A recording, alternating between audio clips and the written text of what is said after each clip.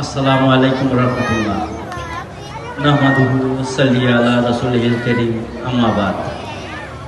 উপস্থিত আজকের এই বরকতময় পাগড়ি ও পুরস্কার বিতরণী দোয়া মাহফিলের সম্মানিত সভাপতি, ওলামায়ে কেরাম, মাদ্রাসার সুযোগ্য শিক্ষক, দ্বীনি মুরব্বিয়ান, এজমান এবং পর্দার আড়ালের মা বোনেরা ও এলাকাবাসী, আমার দেহের ছাত্রছাত্রী ভাইয়েরা, সকলকে আসসালামু আলাইকুম। আল্লাহ সুবহানাহু ওয়া তাআলার দরবারে লাখো কোটি শুকরিয়া যে আল্লাহ সুবহানাহু ওয়া তাআলা আমাদের এরকম একটা দ্বীনি মাহফিল ও দোয়া মাহফিলে বসার তৌফিক দান করেছেন। আমরা সকলেই অন্তর খুলে বলি আলহামদুলিল্লাহ। যেহেতু পাগড়ি পরিধান অনুষ্ঠান, পাগড়ি কেবল একটি কাপড়ের টুকরো নয়, এটি আমাদের নবী করিম সাল্লাল্লাহু আলাইহি সাল্লামের একটি সুন্নাহ এবং নববীর ঐতিহ্যের একটি প্রতীক। আজ যারা এই পাগড়ি মাথায় নিচ্ছেন, তাদের কাঁধে এক বিশাল দায়িত্ব অর্পিত হচ্ছে।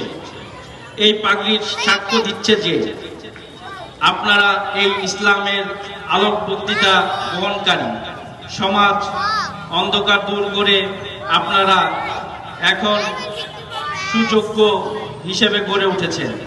রাসূল সাল্লাল্লাহু আলাইহি সাল্লাম ইরশাদ করেন, ফেরেশতাগণ ইলম অন্বেষণকারী সন্তুষ্টির জন্য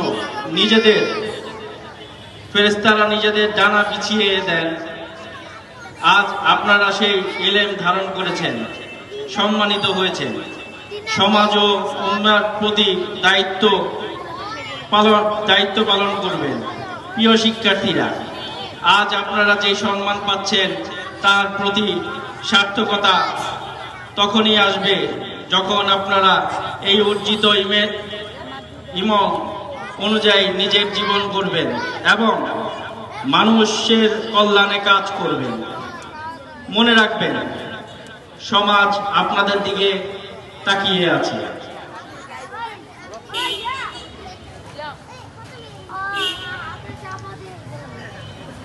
আপনাদের সততা, আখলাক এবং দ্বীনি জ্ঞান পথহারা মানুষকে সিরাতুল মুত্তাকিনের পথে ধাবিত করবে।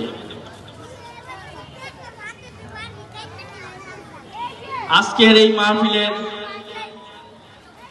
একটি শুধু প্রথাগত অনুষ্ঠান নয়, এটি একটি মাদ্রাসা হলো এলাকার জন্য আল্লাহর রহমতের দুর্গ।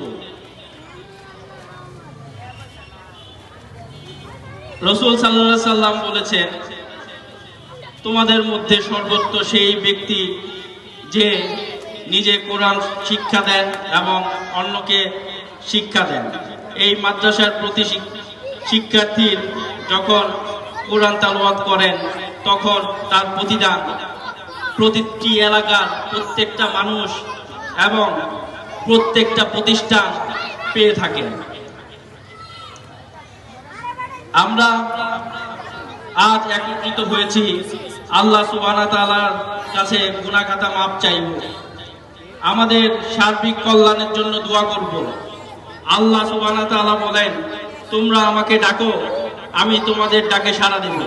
বিশেষ করে ওলামায়ে কেরাম ও কুরআন শিখেছে এমন মাসুম বাচ্চাদের যখন দোয়া করেন, তখন সেই দোয়া আল্লাহ কবুল করেন। এই মাদ্রাসা আমাদের আমানত। এর উন্নয়নের জন্য ছাত্রদের সুযোগ সুবিধা দেখা আপনাদের এলাকাবাসীর সকলের নৈতিক দায়িত্ব। আমরা সেই দায়িত্ব যতটুকু পালন করতে পারি, সময় দিয়ে, পরামর্শ দিয়ে, অর্থ দিয়ে, সহযোগিতা দিয়ে এই দ্বীনি প্রতিষ্ঠানের পাশে দাঁড়াবো ইনশাআল্লাহ। এটি আমাদের জন্য পরকালের নাজাতের উসিলা হবে ইনশাআল্লাহ। আমি আর বক্তব্য দীর্ঘায়িত করব না। এখানে আলেমগণ বক্তৃতা দিবেন, আলেমগণ ওয়াজ নসিহত করবেন। আমি পরিশেষে দোয়া চাইব, যেহেতু আমি একটি দলের প্রতিনিধিত্ব করি। আমাদের দলীয় প্রধান গত 20 থেকে 25 দিন আগে গত হয়েছেন দেশনেত্রী আপসীর নেত্রী মরহুমা বেগম খালেদা জিয়ার জন্য, তার রুহের মাগফিরাতের জন্য আমরা দোয়া করব। শহীদ প্রেসিডেন্ট জিয়াউর রহমানের জন্য আমরা দোয়া চাইব। আমার পিতার জন্য আমি দোয়া চাইব এবং এইখানে উপস্থিত এলাকাবাসী যারা আছেন সকলের কাছে দোয়া চাইব যে আমাদের আল্লাহ যাতে